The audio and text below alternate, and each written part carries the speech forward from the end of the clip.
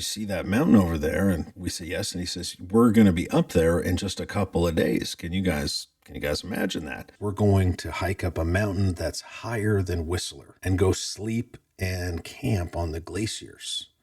On this glacier, it's not going to be that hard. Don't worry about it. On this trip, there was, a number of leaders. And so one of the leaders, and he had long dreadlocks, and he's like, so do you go to church? And I'm like, I haven't been to church in a long time. And he's like, telling me about his church. And he said he's a skateboarder, and that at my church, we have a half pipe at the church. And I was like, what? You have a half pipe at your church? That's kind of interesting. That's a little different. Okay, well, whatever, sure, I guess. We get our backpacks and we're starting to go up. And, each time we'd have a break, for lunch or dinner, the leaders would kind of go around and chat and build relationships with the crew. So Darb's coming over and talking to me again. Another thing that, at our church, we have a rock band does worship. And I was like, oh, okay, really? And he said, yeah, so we've got a guitar player, a bass player, drums. Wow, this is really strange kind of church. I'd never really heard about this. And I was like, oh, well, okay. Maybe that's why you seem cool, because you're a church guy, but you don't seem like, one of those weird,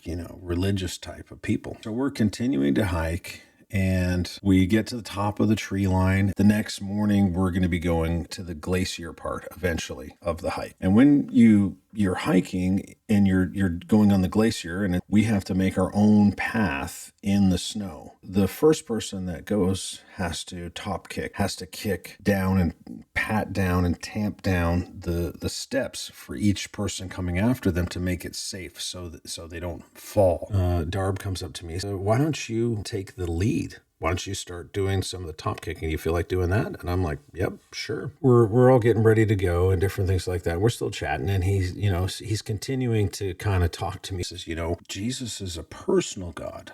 And I'm kind of like, okay, what are you talking about? And he's like, I pray for specific things. I talk to him, and I get answers to my prayers. But one of the things he said was, sometimes when I feel sick or I have pains, I pray and God takes away the pains, takes away, the sickness that I have. And I was like, say what?